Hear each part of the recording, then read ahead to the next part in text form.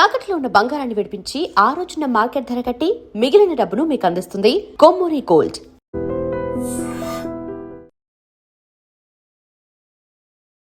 నమస్కారం, welcome to iDream media. నేను మీ సంగీత. ఒక అమ్మాయి నేను మానవ శరీరం వదిలేసి ఇక నాగలోకానికి వెళ్ళే సమయం వచ్చేసింది అని చెప్పేసి తల్లిదండ్రులను నమ్మించి తన ప్రియుడితో లేచిపోవడం అనేది జరిగింది. ఒక్కసారి మనం వివరాల్లోకి వెళ్ళి తెలుసుకున్నట్లయితే ఉత్తరప్రదేశ్లోని సింగనాపూర్లో ఈ యొక్క సంఘటన చోటు చేసుకుంది. రీనా అనే ఒక అమ్మాయి అదే ఊర్లో ఉంటున్న ఒక అబ్బాయిని ప్రేమిస్తూ వచ్చింది. అయితే ఫ్యామిలీలో ఈ విషయం కనుక తెలిస్తే ఖచ్చితంగా మా ఇద్దరి పెళ్ళికి కూడా ఓకే అన్నారు. వాళ్ళ లవ్ని కూడా యాక్సెప్ట్ చెయ్యరు అని చెప్పేసి ఆవిడ గ్రహించి ఆవిడ ఒక కథను అల్లుకోవడం జరిగింది. అదేంటంటే, నాకు మొత్తం కళ్ళలో అంతా నాగలోకం కనిపిస్తుంది, నన్ను ఇంకా నాగలోకానికి రమ్మని చెప్పేసి పిలుస్తూ ఉన్నారు. నేను ఏ క్షణమైనా సరే నాగలోకానికి వెళ్ళిపోవచ్చు, నేను ఇంకా మానవ రూపం వదిలేసి నేను నాగుంపాములాగా మారేసి వెళ్ళిపోతాను అని చెప్పేసి తల్లిదండ్రులను పదే పదే ఆ విషయం చెబుతూ వారిని నమ్మించే ప్రయత్నం చేస్తూ వచ్చింది.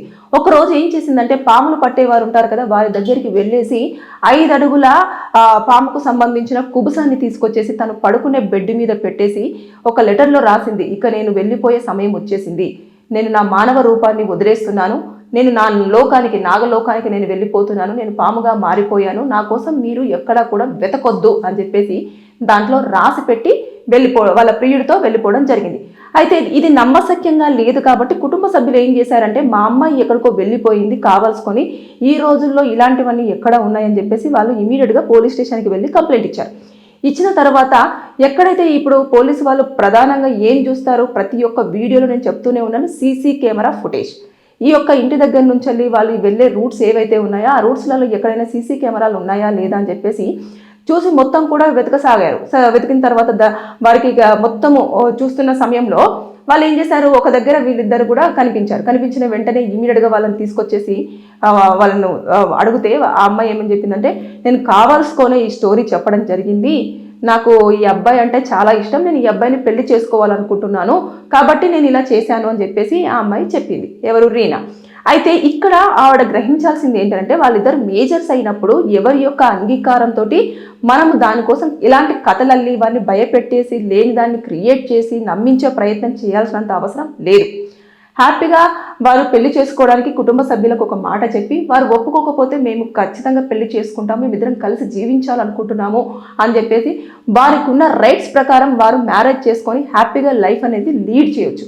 అంతేగాని తల్లిదండ్రులకు లేనిపోని ఒక కథను అల్లి మరి ఇలా మోసం చేసే తీరుగా బిహేవ్ చేసింది కాబట్టి దీన్ని ఖచ్చితంగా వారు కేసుగా కూడా తీసుకునే ఛాన్సెస్ ఉంటాయి. కానీ ఇక్కడ ఏం జరుగుతుంది అని అంటే, అక్కడ వాళ్ళకి కంప్లైంట్ ఇవ్వలేదు, మిస్సింగ్ అంటే నా కూతురు ఎటో వెళ్ళిపోయింది, చెప్పింది ఏదో అబద్ధం చెప్పింది అని చెప్పేసి వాళ్ళు ఆరోపణ చేశారే తప్పించి ఇలా ఇతను తీసుకొని వెళ్ళిపోయాడు, లేపుకొని వెళ్ళిపోయాడు, ఇలా మోసం చేశారని చెప్పేసి అలాంటివి ఏం చెప్పలేదు. కాబట్టి ఇక్కడ కేసులు అనేవి ఈ యొక్క దాంట్లో చూస్తే 80% కూడా సెక్షన్స్ అట్రాక్ట్ అయ్యే ఛాన్సెస్ లేదు.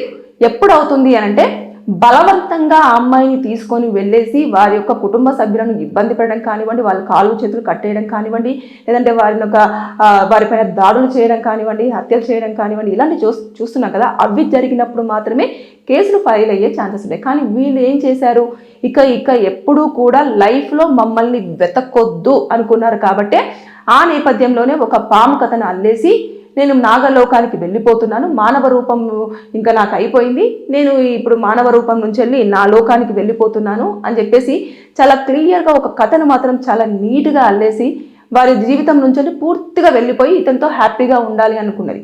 అయితే ఇక్కడ తను చేసింది ఏంటంటే, ఈ యొక్క కట్టుకథ ఎవరు నమ్ముతారు, ఈ రోజుల్లో చాలా టెక్నాలజీ పెరుగుతూ వచ్చింది, దాంతోపాటు వారికి కూడా కొంచెం అవగాహన అనేది ఉంటుంది. ఇలా చిన్నప్పటి నుంచే ఆవిడ యొక్క ప్రవర్తన కానివ్వండి, అవన్నీ చూసిన తల్లిదండ్రులకు నాగపాము లక్షణాలు ఎక్కడా లేనప్పుడు ఎలా మారుతుంది, నాగలోకానికి ఎలా వెళ్తుంది, వెళ్ళాల్సిన అవసరం ఏమొచ్చింది, ఒకవేళ వెళ్ళినా సరే కుబుసాన్ని వదిలేసి వెళ్ళాల్సిన అవసరం ఏముంది, ఒకవేళ వెళ్ళిపోతే వెళ్ళిపోవాలి, అంతేగాని కుబుసంను పెట్టేసి ఇలా నమ్మించే ప్రయత్నం ఎందుకు చేసింది అని చెప్పేసి ఇలాంటివన్నీ కూడా ఇప్పుడు దర్యాప్తు చేస్తున్నప్పుడు మాత్రము వచ్చే అనుమానాలు అన్నట్టు. అయితే తల్లిదండ్రులను నమ్మించే ప్రయత్నం చేయాల్సిందేనంటే, నేను ఇలా ప్రేమించాను, ఇలా చేసుకోవాలనుకుంటున్నాను, ఈ అబ్బాయి నాకు ఇందుకు నచ్చాడు, నన్ను బాగా చూసుకుంటాడు అని చెప్పేసి తల్లిదండ్రులను ఒప్పించే ప్రయత్నం మాని లేనిపోని కథలను అల్లి ఒక దాన్ని క్రియేట్ చేసి మరీ ఇలా చేశారు.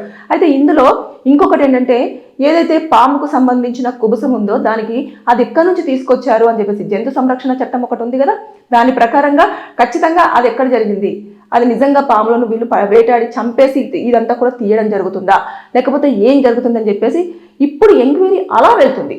వెళ్ళేసి అప్పుడు ఎక్కడి నుంచి తీసుకొచ్చావు, ఆ పాములు పట్టే వాళ్ళు ఎవరు, ఎన్ని పాములను చంపారు, చంపేసి ఏం చేస్తున్నారు వారు, ఇలాంటివన్నీ కూడా చెక్ చేసి వారిని కేసులో ఇన్వాల్వ్ చేసే ఛాన్సెస్ ఉంటుంది. అదేవిధంగా ఈఎంఐ కూడా దాన్ని ఎంకరేజ్ చేసినట్టే కదా, కొనుక్కొని వచ్చేసింది కదా, దానికోసం ఈఎంఐ మీద కూడా ఆ జంతు సంరక్షణ చట్టం కింద కేసు ఫైల్ అయ్యే ఛాన్సెస్ ఉంటుంది. ఒకవేళ అయ్యిందనుకోండి, మినిమం ఒక 6 నెలల పాటు జైలు శిక్ష అనుభవించాల్సి ఉంటుంది. ఒకవేళ నిర్ధారణ అయినట్లయితే ఎంకరేజ్ చేసింది, దాంతోపాటు వాళ్ళు ఏమైనా చేస్తున్నారో దాన్ని అదంతా కూడా కనుక్కుంటే వాళ్ళకు కూడా పడే ఛాన్సెస్ ఉంటాయి. ఇకపోతే ఇక్కడ వీళ్ళని మోసం చేసింది కాబట్టి చీటింగ్ కేసు కింద కూడా కేసు ఫైల్ అయ్యే ఛాన్సెస్ ఉంటాయి. కానీ ఇక్కడ వాళ్ళు కేసుల పరంగా కాకుండా కౌన్సిలింగ్ సెక్షన్ కోసం మాత్రమే ఇంట్రెస్ట్ చూపించారు కాబట్టి వారికి ఒక కౌన్సిలింగ్ సెక్షన్ అనేది కండక్ట్ చేస్తారు.